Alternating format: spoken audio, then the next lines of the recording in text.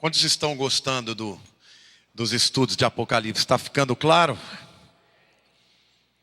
Prometo para vocês que depois do 10º, vocês estarão muito mais craques no entendimento do livro. Mas a gente vai ter outras oportunidades quando a gente vai entrar, aprofundar em outras áreas, porque é um livro muito vasto e tem muita coisa para aprender. Mas aqui vocês já vão estar vendo um briefing, né, de como as coisas acontecerão. Eu quero começar a pregação de hoje contando uma história, na verdade, é uma lenda oriental que eu acho muito interessante para expressar o que está acontecendo no mundo de hoje. Diz que um chinês lá, das estepes chinesas, né, vivia com cavalos e tal, ele tinha um cavalo só. E um dia o cavalo dele escapou e ele fugiu. Quando ele ficou sabendo que o único cavalo que ele tinha, que o ajudava a trabalhar, tinha fugido, o amigo dele falou: escuta, que má sorte, né? Só tem um cavalo e perdeu. Passaram alguns dias, o cavalo voltou com mais 20. Né? Cavalos selvagens, seguiram o garanhão. Aí o amigo, e quando o primeiro amigo falou: olha, que má sorte, né? Ele disse assim: o que eu posso saber disso? Quando o cavalo voltou com mais 20 cavalos, o amigo dele falou: que má sorte nada, que boa sorte, né? Ele falou: o que eu posso saber disso? Passaram alguns dias, o filho dele, só tinha um filho, foi se aproximar de um daqueles cavalos que chegaram, o cavalo empinou, bateu, quebrou a perna dele. O amigo virou e falou: puxa vida, que má sorte, né? Aí ele falou: o que eu posso saber disso? Passaram mais alguns dias, vieram mercenários, né, para recrutar jovens, chegaram no vilarejo e foram levando os filhos todos. Quando chegaram no filho dele com a perna quebrada, o deixaram e foram embora. O amigo falou: que má sorte nada, que boa sorte. E ele disse: o que eu posso saber disso? Eu contei essa historinha, querido, só para te dizer o seguinte: o mundo de hoje está desse jeito. As pessoas não sabem mais o que é verdade e o que não é. O mundo de hoje é um mundo que rompeu com os limites do absoluto. Eu não sei se você já percebeu como para todo mundo lá fora, os que não são cristãos, não existe uma verdade absoluta. Já perceberam isso? Não, essa é a minha verdade. Pode não ser a sua verdade, queridos. Toda verdade é excludente. Pode saber disso. Toda verdade é excludente. Se você crê no Evangelho, não existe outra verdade. Sim ou não? Como é que você pode achar que todas as verdades são verdadeiras? Se a Bíblia diz que só tem um caminho que é Jesus, os outros não vão levar para o céu. Agora, por que o mundo está assim? Porque nós vivemos num tempo que é consequência de alguns filósofos que impactaram a história da humanidade. O primeiro deles é Nietzsche. Quantos de vocês já ouviram falar de Nietzsche? Nietzsche foi um gênio louco. Neto de pastor, filho de pastor. Um cara brilhante, inteligente. Em um determinado momento ele descobre que o mal, na concepção de Nietzsche, as duas drogas da humanidade eram o cristianismo e o álcool. E ele dizia: porque as duas têm o mesmo problema. Elas tiram a dor dos indivíduos e os levam a um conforto falso. Olha que mensagem diabólica. E ele então criou várias teorias, entre elas o do Uberman. Não sei se é assim que se fala, né, Udo? O super-homem.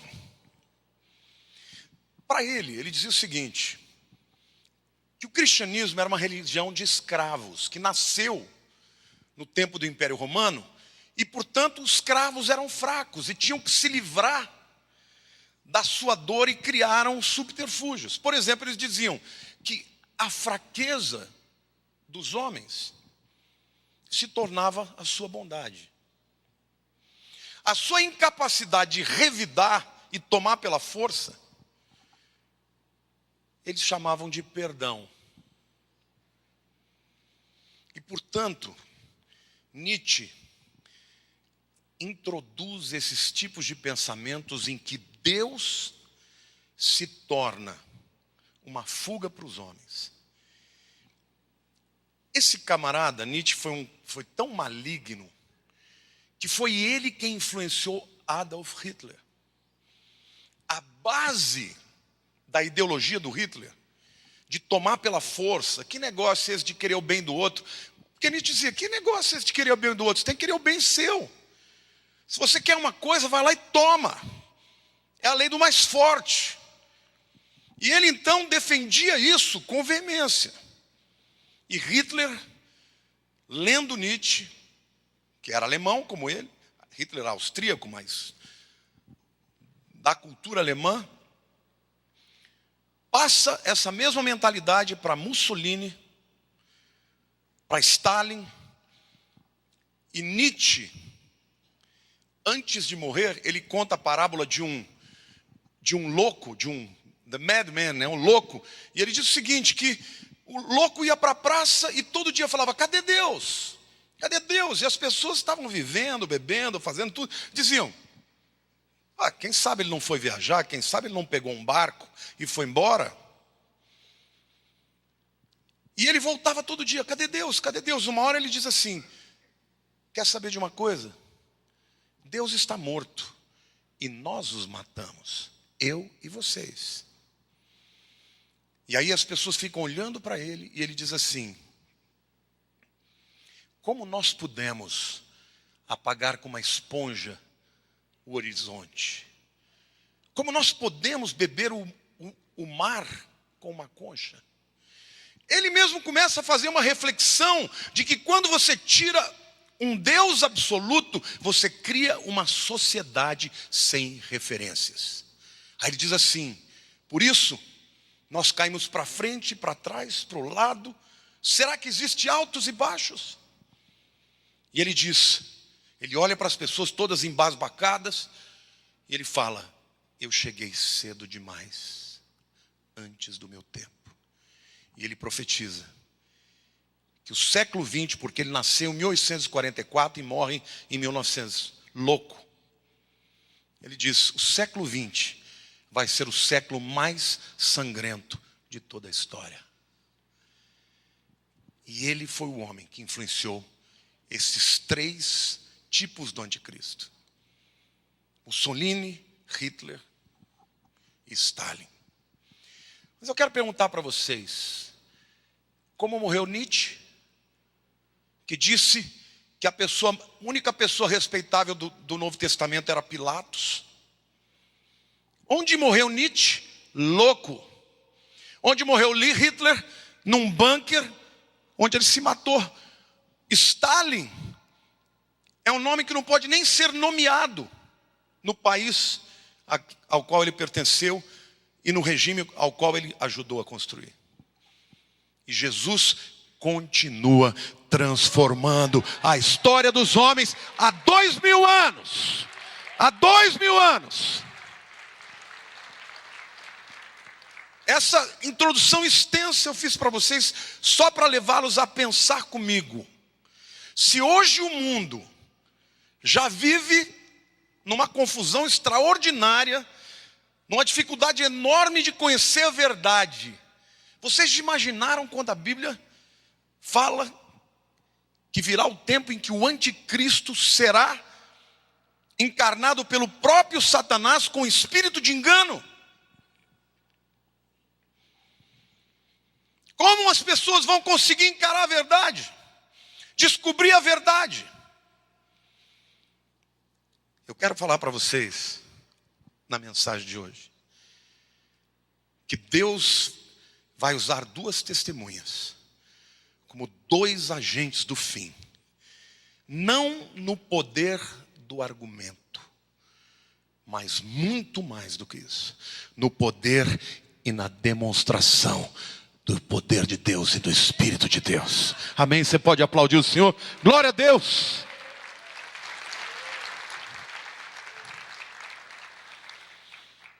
Essas duas testemunhas que aparecem no capítulo 11 de Apocalipse são apresentadas em suas personalidades, profecias, poder, a sua perseguição e a sua preservação.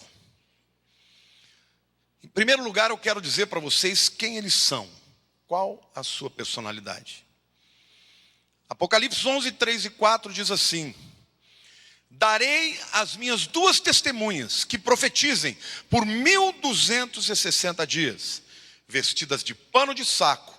São estas as duas oliveiras e os dois candeeiros, ou candelabros, ou abajures, que se acham em pé diante do Senhor da terra. Quando a Bíblia fala de duas oliveiras, alguém sabe aqui que é uma oliveira? Oliveira dá o quê? Azeitona. Azeitona dá o quê? Azeite, né? Ou óleo. Na Bíblia, estas duas figuras têm a primeira referência lá no livro de Zacarias, capítulo 4, versos 1 a 13, quando Zacarias está falando do tempo do retorno do exílio babilônio, e ele fala de duas figuras que foram muito importantes. Zorobabel, que foi o líder que trouxe 53 mil judeus do exílio babilônio de volta para Jerusalém, depois dos 70 anos, e Josué, não Josué que entrou na terra prometida, tá? Esse é Josué, o sumo sacerdote. Então veio o líder governamental junto com o líder espiritual para recomeçar a história do povo de Israel em Jerusalém depois do exílio. E eles são vistos como dois homens, como duas oliveiras. O candeeiro ou candelabro dá a luz. A oliveira também tem o óleo da unção. Então, quando a Bíblia está falando que essas duas testemunhas virão, elas virão a exemplo desses dois líderes para fazer a obra de Deus no poder e com a capacidade de mostrar a verdade para os homens. Diga assim: ainda que o espírito de engano seja poderosíssimo, estes dois homens vão falar na autoridade do Espírito de Deus. É por isso que Zacarias 4:6 diz assim: não por força, nem pelo poder, mas pelo meu Espírito, diz o Senhor. Amém? Glória a Deus.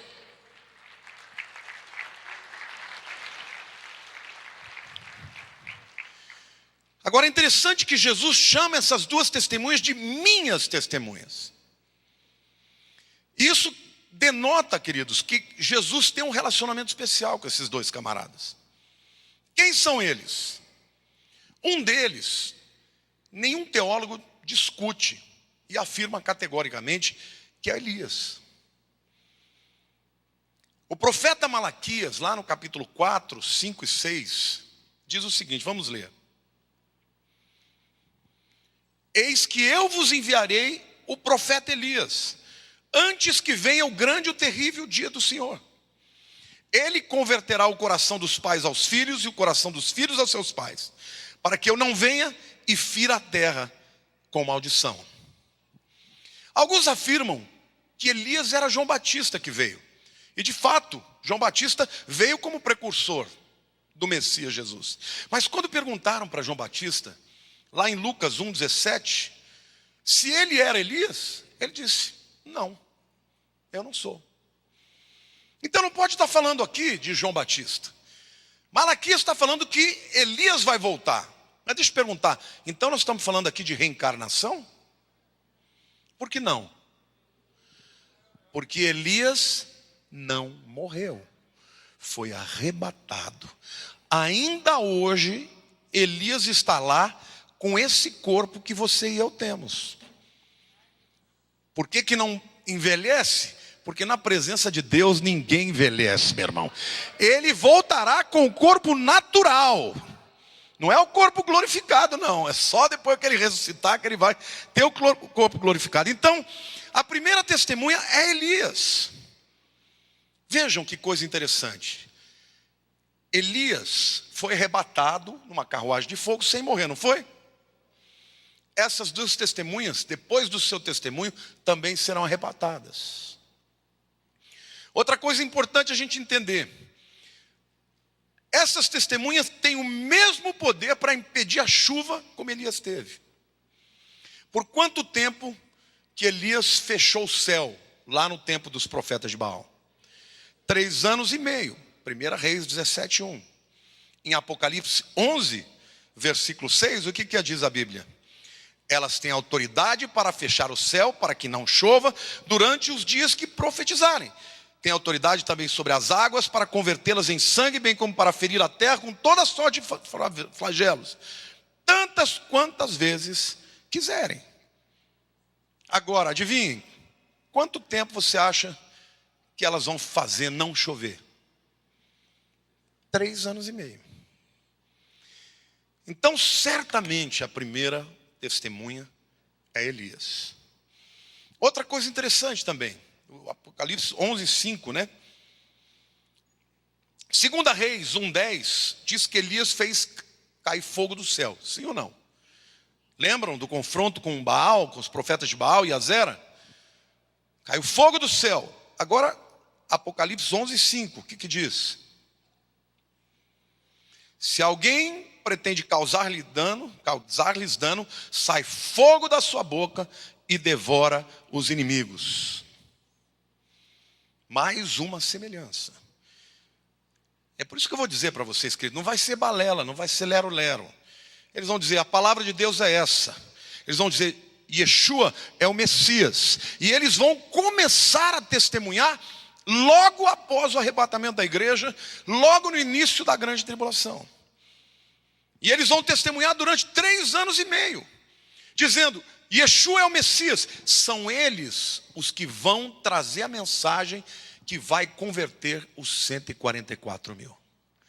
Eles ganham as primeiras testemunhas, até que se complete os 144 mil, amém? Então digo, o primeiro é Elias, amém?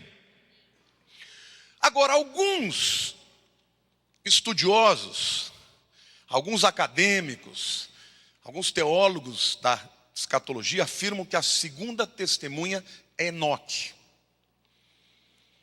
Por quê? Porque Enoque é a segunda pessoa que não morreu. Mas Enoque não é a testemunha.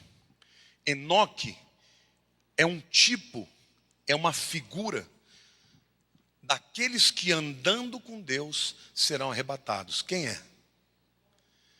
A igreja de Jesus. Amém? Porque Enoque foi arrebatado. A Bíblia diz que ele andou com Deus e Deus o levou.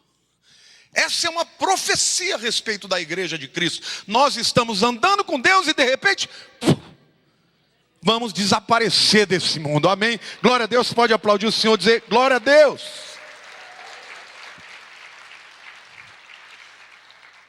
Ora, se não é Enoque, quem é a segunda testemunha?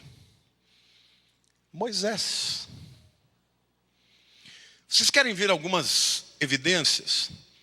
Lá no capítulo 17 de Mateus, versículo 3, quem aparece juntamente com Elias na transfiguração? Moisés. Moisés e Elias. E a Bíblia diz que ainda que Moisés tenha morrido, que Satanás, lá no livro de Judas, contendeu com o arcanjo Miguel, por causa do corpo de Moisés. O que Satanás queria fazer com o corpo de Moisés? Deus, muito provavelmente, ainda que o corpo de Moisés tenha morrido, não permitiu que ele putrefasse, que ele entrasse em processo de decomposição. E aí então, não é uma reencarnação, é o mesmo corpo que ressuscita. E não existe ressurreição na Bíblia? Quantos de vocês se lembram de quem morreu e ressuscitou? Lázaro, o filho da viúva de Naim, o filho da sunamita. Quer dizer, ressurreição não é reencarnação. Olhe para a pessoa do teu lado. Moisés pode ser a segunda testemunha. Como é que a gente sabe que é Moisés, queridos? Quem tinha a habilidade de transformar água em sangue? Moisés. Em Êxodo capítulo 7, 19 e 20, fala sobre isso. E lá em Apocalipse capítulo 11, versículo 6, veja o que a Bíblia diz. Elas têm autoridade para fechar o céu, diga Elias, para que não chova durante os dias em que profetizarem. Tem autoridade também sobre as águas para convertê-las em sangue, diga Moisés. Bem como para ferir a terra com toda sorte de flagelos. Quem lançava pragas quando tocava na terra? Moisés. Tantas quantas vezes quiserem. Então, essas duas testemunhas são Moisés e Elias. Por que que Deus está mandando esses dois profetas? Vocês se lembram que nós vivemos hoje ainda na dispensação dos gentios. Mas a Bíblia diz que quando vier a plenitude dos gentios, Deus vai tratar com o seu povo Israel. Quais são os dois maiores profetas do povo judeu? Moisés, o legislador, e Elias, o profeta. Os judeus já esperam por Elias. Só que quando essas duas testemunhas começarem a profetizar, queridos, eles profetizarão em Jerusalém. E eles vão afrontar o anticristo, bater de frente com ele. Dizer, ele não é o Messias, ele não é o Messias, ele é o anticristo. Mashiach, Yeshua HaMashiach, Jesus é o Messias.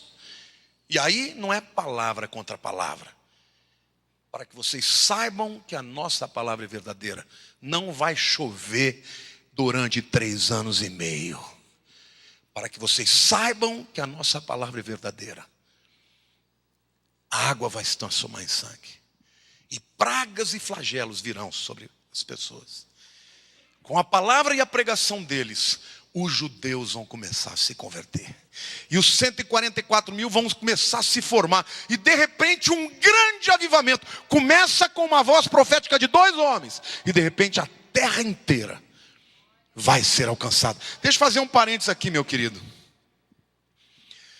Você precisa pedir a Deus, se você tem alguém na tua família que não se converteu, pedir a Deus que Deus te dê autoridade, espírito e poder para que você não tenha só um discurso.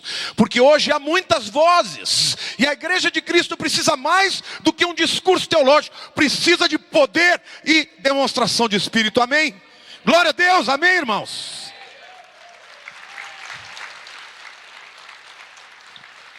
O apóstolo Paulo, quando ele foi pregar lá em Atenas, ele fez o discurso teológico mais bonito dele, dos Deus desconhecido. Lá no Areópago.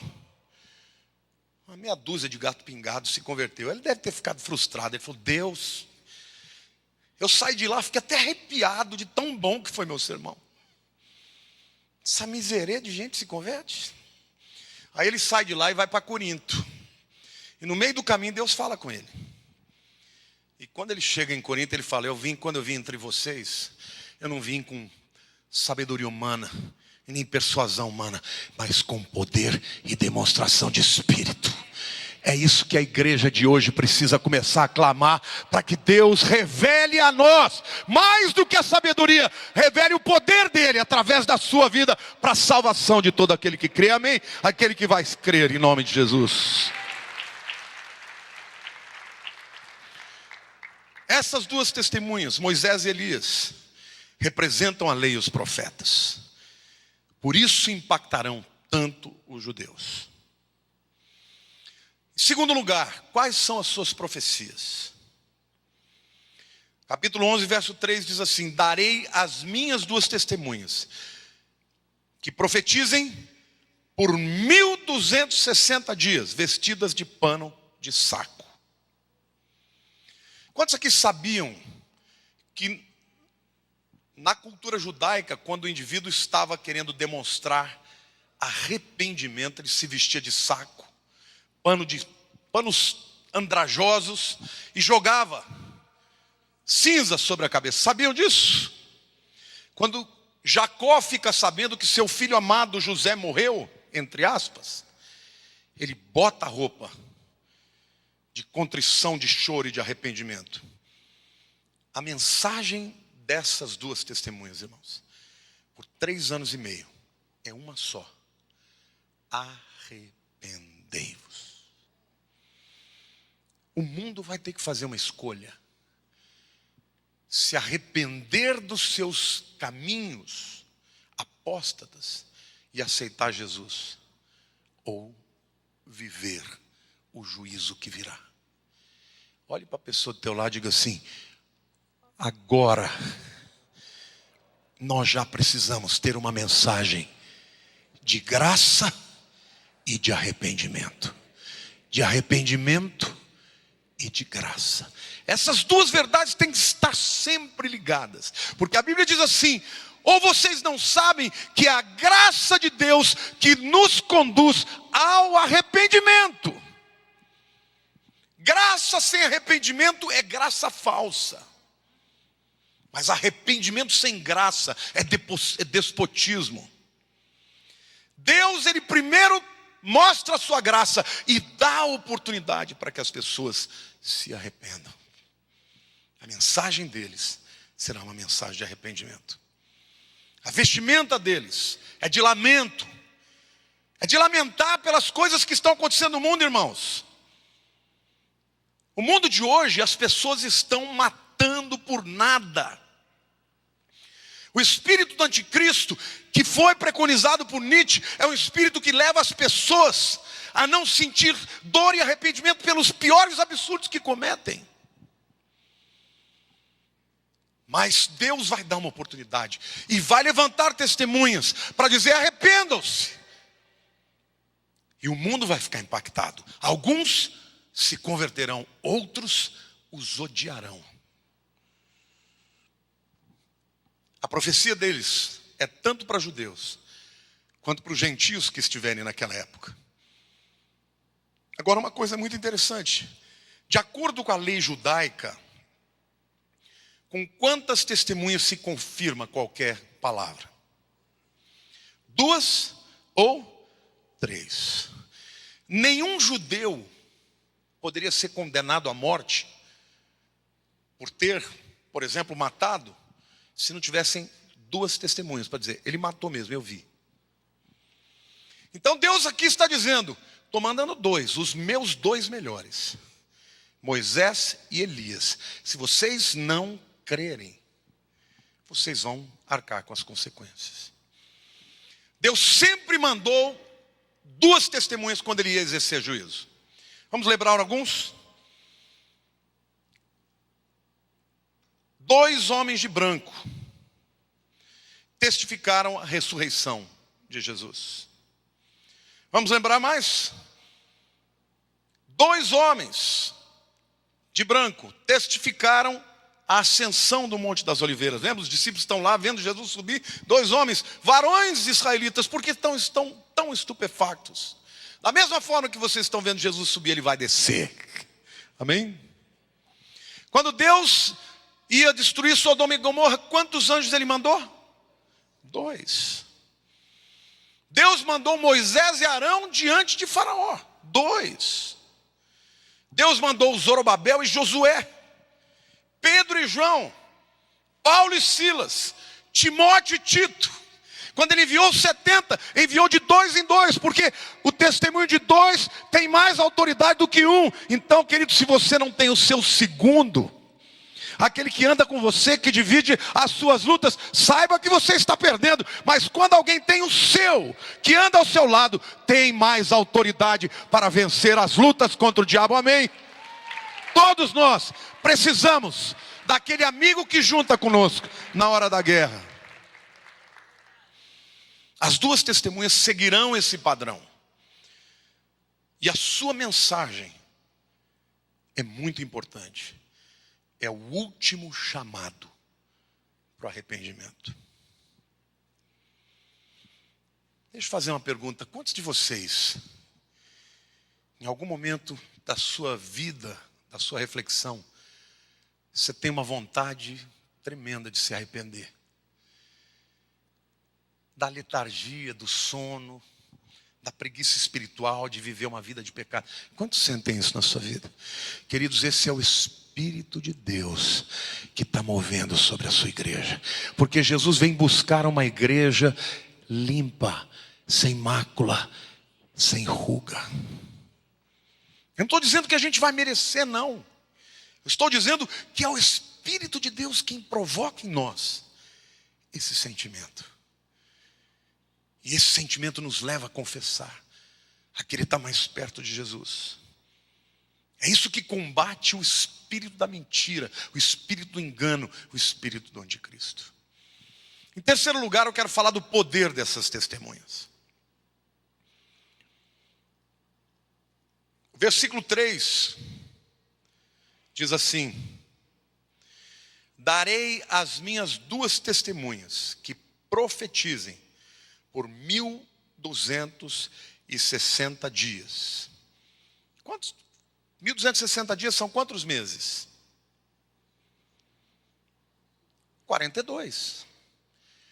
42 meses, você tem que entender que para o judeu, um mês é de 30 dias. Então, 1260 dias são 42 meses, 3 anos e meio. Ou seja, a igreja foi arrebatada. O acordo de paz foi feito. Imediatamente, esses 2 homens vão começar a andar em Jerusalém. E vão começar a pregar e vão começar a chamar atenção. E as pessoas vão começar a ficar impactadas, porque eles vão ficar impactados com a autoridade deles. E eles vão começar a dizer que Mashiach já veio, que Jesus é o Messias. E aí as pessoas vão falar, mas como? E eles vão disputar as escrituras, vão dar demonstração de poder. E as pessoas vão começar a se converter. E os 144 mil vão começar a se converter. E o mundo vai ficar impactado. Sabe, gente, eles vão testemunhar, vão dizer, não vai chover esses 3 anos e meio. Vocês já imaginaram o que é não chover 3 anos e meio no mundo inteiro? Você não tem ideia do que é isso. E eles vão testemunhar as maldades humanas diante de todos. Vão falar sobre os julgamentos do passado que Deus já fez. E dirão, os julgamentos que virão serão piores. Eles vão deflagrar, eles vão revelar as mentiras que a besta, o anticristo e o falso profeta vão proferir. Eles vão testemunhar em Jerusalém. E ele diz que a cidade santa é comparável naquele tempo a Sodoma e Gomorra. Porque embora hoje, queridos, em Israel já tenha uma semente de muitos judeus buscando a Deus, hoje Israel é uma nação secularizada. Já tem marcha gay, já tem todo tipo de coisa lá que existe em qualquer parte do mundo. Então, Jerusalém vai ser vista também como uma cidade que precisa de arrependimento. E muitos vão se converter. Outros vão odiar. Você já sentiu alguém te odiar simplesmente pelo fato de você ser cristão? É o que está acontecendo hoje e vai cada vez piorar. Mas em quarto lugar eu quero falar do poder das pragas deles. A primeira praga que eles vão infringir sobre as pessoas é a praga da morte. Como os 144 mil, essas 2 testemunhas serão imortais durante o tempo da sua pregação. Mas quem entrar em confronto com eles, vai morrer.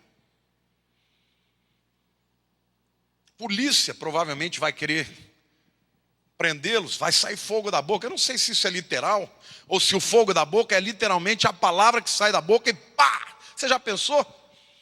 Camarada vem com a metralhadora, use para cima, ele diz: recua, senão vai morrer. O cara dá mais 2 passos e pum. Tem mais alguém aí que quer ver? Vai ser nesse jeito, irmão. Você já imaginou as turbas vindo para cima, os soldados vindo para cima para prendê-los, e eles levantar a mão, se passar daí morre, pum. Nessa hora, muitos se converterão. Apocalipse 11:5 diz: se alguém pretender causar-lhes dano, sai fogo da sua boca e devora os inimigos. Sim, se alguém pretender causar-lhes danos, certamente deve morrer. Segunda praga é a praga da seca. Versículo 6 diz que eles têm capacidade para fechar os céus. Como Elias, não vai chover senão segundo a minha palavra. E quando terminou a disputa, ele mandou o servo dele, falou: ó, vai lá e sobe na montanha e vê se está vindo nuvem. Ele voltou e disse assim: tem uma nuvinha do tamanho da mão de um homem. Ele mandou ele 7 vezes e já falou: e já avisa Acabe que a chuva que vem é torrencial. Queridos, é assim que Deus faz. Quero dizer para você que esse é o tempo também de você pedir a Deus que Ele mostre no seu coração as áreas que você tem que tratar. Porque a área de secura, de deserto na tua vida, pode ser que seja só uma nuvenzinha, mas quando você obedecer a palavra de Deus, essa pequena nuvem se tornará numa chuva torrencial sobre a tua vida. Amém, irmãos? É isso que eu quero dizer, a igreja precisa viver isso. Viver um tempo de autoridade, mas não adianta brincar de ser crente. A terceira praga é a praga da fome. Como Moisés fez durante o seu tempo, que ele confrontou Faraó, as 2 testemunhas terão poder para transformar as águas em sangue. O que acontece quando a água transforma em sangue? Morre todo tipo de vida. Os peixes morrem, a vegetação morre. E o texto claro: tem autoridade para fechar o céu para que não chova, no versículo 6, durante os dias em que profetizarem, portanto 3 anos e meio. Tem autoridade também sobre as águas para convertê-las em sangue, bem como para ferir a terra com toda sorte de flagelos, tantas vezes quantas quiserem. Agora, uma coisa importante entender: embora eles sejam instrumentos de juízo, tanto Moisés quanto Elias foram instrumentos de juízo. Moisés para os egípcios, Elias para Jezabel, Acabe, os profetas de Baal e de Azera. Mas o objetivo, e aqui eu digo para vocês a graça, é levar o povo ao arrependimento. Isso acontece no livro de Apocalipse também, concomitante com o que a Bíblia chama de a segunda trombeta ser tocada. Olha o capítulo 8 de Apocalipse, versos 8 e 9. O segundo anjo tocou a trombeta, e uma como que grande montanha ardendo em chamas foi atirada ao mar, cuja terça parte se tornou em sangue, e morreu a terça parte da criação que tinha vida, existente no mar, e foi destruída a terceira parte das embarcações. O que os teólogos afirmam é o seguinte: que no momento em que as 2 testemunhas derem a ordem na terra, no céu, o segundo anjo toca a segunda trombeta. Pá! E vem um meteoro e cai sobre o mar. 1/3 das embarcações vão ser destruídos. Provavelmente numa grande tsunami. 1/3 dos seres vivos do mar morrerá. Vai ser extraordinário. Quem deu o comando? As 2 testemunhas nos céus. E o anjo tocou a trombeta e a coisa aconteceu. É mais ou menos o que acontece hoje quando o povo ora. Não é isso que a Bíblia diz? tudo que ligardes na terra será ligado no céu. Tudo que desligares na terra será desligado no céu. Essa é a autoridade de quem anda com Jesus, meu irmão. Você tem autoridade para mover os céus. E deixa eu lhes dizer uma coisa, nós estamos vivendo um momento em que a igreja precisa entender isso. Porque o Espírito de Cristo se levanta com uma forma tão poderosa que não adianta termos discursos vazios. Jesus diz, primeiro na terra, você amarra, está amarrado lá, você libera, está liberado lá. A igreja precisa entender o poder da concordância e o poder da palavra, porque é isso que vai acontecer na grande tribulação. Amém? Você está vivendo momentos de luta? Primeira coisa, Deus te dá graça para o arrependimento. Porque sem arrependimento não tem autoridade. Na hora que você tem autoridade, você vai na palavra. A palavra é o decreto de Deus. Pega esse decreto, ora com o irmão, diga, vamos aqui ligar. E ligar significa amarrar. Ligar e amarrar é o que você não quer. Desligar significa soltar, liberar o que você quer. Quantos aqui tem alguma bênção que você precisa, que o diabo está amarrando, está segurando? Deus está te falando, acerta a tua vida, depois encontra alguém para orar com você e toma posse e dá o comando. Porque aquilo que é ligado na terra será ligado no céu. Desligado na terra, desligado nos céus.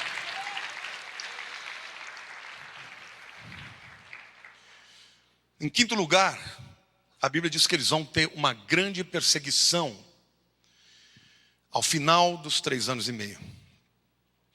Apocalipse 11, de 7 a 11 diz assim, quando tiverem então concluído o testemunho que devem dar, a besta que surge do abismo pelejará contra elas e as vencerá e matará. E o seu cadáver ficará estirado na praça da grande cidade, que espiritualmente se chama Sodoma e Egito, onde também o seu Senhor foi crucificado.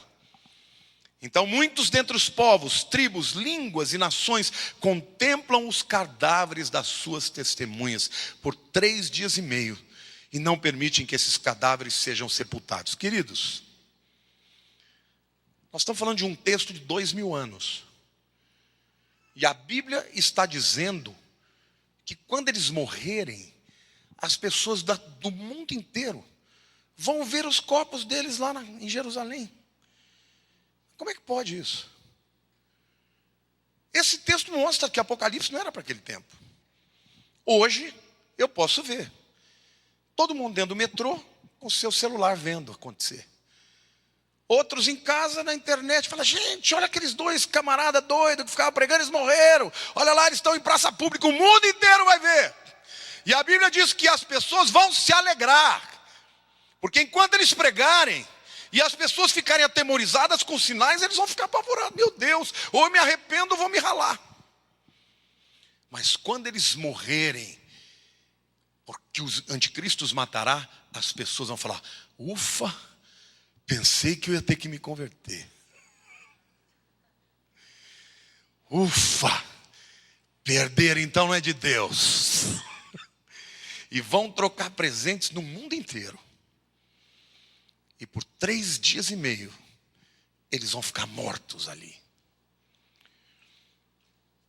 Os que habitam sobre a terra se alegram por causa deles. Realizarão festas e enviarão presentes uns aos outros. Porquanto esses 2 profetas atormentaram os que moram sobre a terra. Mais uma vez, como é que eles podem atormentar na terra se eles estão pregando no lugar? Porque vai ser CNN o tempo inteiro, mandando para o mundo inteiro. Olha os 2 arruaceiros lá, porque era isso que chamava Elias, né? Já vem você, o causador de problema. E eles vão ser assim também. Mas depois dos 3 dias e meio, um espírito de vida vindo da parte de Deus neles penetrou, e eles se ergueram sobre os pés, e aqueles que os viram sobreveio grande medo.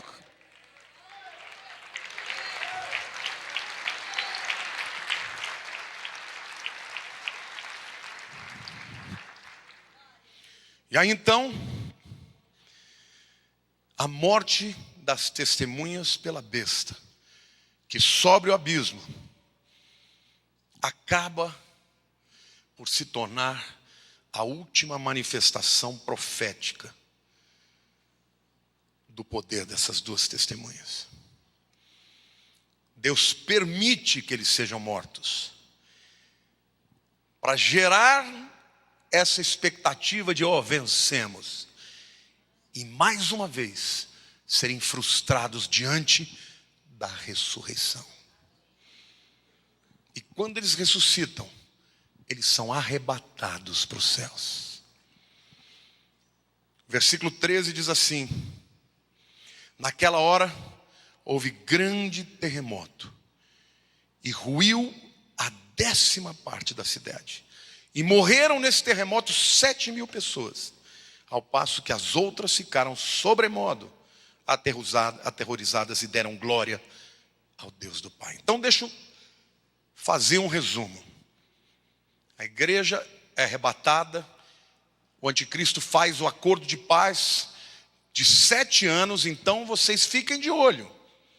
Porque tem um monte de gente que já tentou fazer acordo de paz de Israel com Palestina e as nações. Mas o camarada que vier fala assim: olha, eu quero propor um acordo de paz assim. Nós vamos dividir Jerusalém. Jerusalém vai ser dada a parte oriental para os palestinos. E em contrapartida, os palestinos reconhecem o Estado judeu, porque até hoje eles não reconhecem. Por causa dos territórios ocupados que ficam ali na Judéia, que no acordo que aconteceu no passado, os judeus acabaram entrando, Israel vai ter que dar outro pedaço de terra. Mas nós vamos deixar também que o Monte Moriá tenha um pedaço para ser reconstruído o 3º templo. Tudo isso é um acordo de paz, que a Bíblia diz que é feito por 7 anos, mas no meio do acordo, o anticristo vai entrar dentro dos santos e vai dizer: estão dizendo aí que eu sou o Messias? Eu realmente sou. E aí, provavelmente, os sacerdotes judeus vão se surgir contra ele, dizer: não, você não pode entrar aí, você não é da linhagem, você não pode ser. E vão romper com ele. E aí começa a perseguição da última metade da tribulação, que vai ser terrível. Mas, no meio da tribulação, quando acontece isso, o anticristo mata as duas testemunhas. E por 3 dias e meio, elas permanecem mortas, ressuscitam. A partir daí, quem sobra para pregar o evangelho são 144.000. Mas será o tempo de maior flagelo que a humanidade já viveu. Eu quero terminar essa minha palavra dizendo para vocês o seguinte, querido. Nós que já cremos em Jesus, a Bíblia diz que do mesmo jeito que Deus preservou Noé do dilúvio, do mesmo jeito que Deus levou Enoque, Ele vai preservar aqueles que decidiram crer pela fé que Jesus é o Messias. Você não vai passar pela tribulação, mas enquanto nós estivermos aqui, nós somos as testemunhas. Por isso que Jesus diz: vocês são a luz do mundo e o sal da terra. O que a igreja precisa nos dias de hoje? Integridade, arrependimento, graça para falar do amor de Cristo e coragem para testemunhar. Eu quero te dizer que talvez você esteja muito preocupado com seus problemas. E o que Deus me manda te dizer: se preocupe com os dele. Faça a obra de Deus, que Ele vai cuidar dos seus. Amém? Vamos ficar de pé, irmãos. Aprenderam sobre as duas testemunhas bastante. Quando eles vão pregar?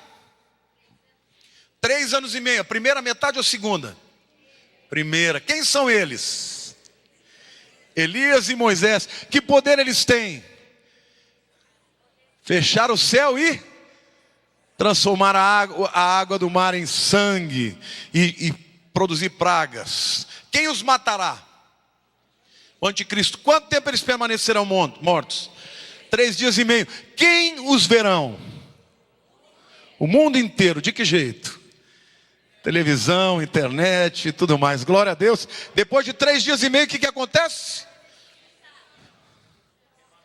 E aí vai começar a última parte da grande tribulação. Amém? Levante a mão para o céu e diga: Senhor meu Deus, eu te agradeço pela tua palavra.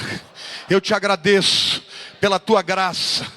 E que a tua graça na minha vida me conduza ao arrependimento genuíno.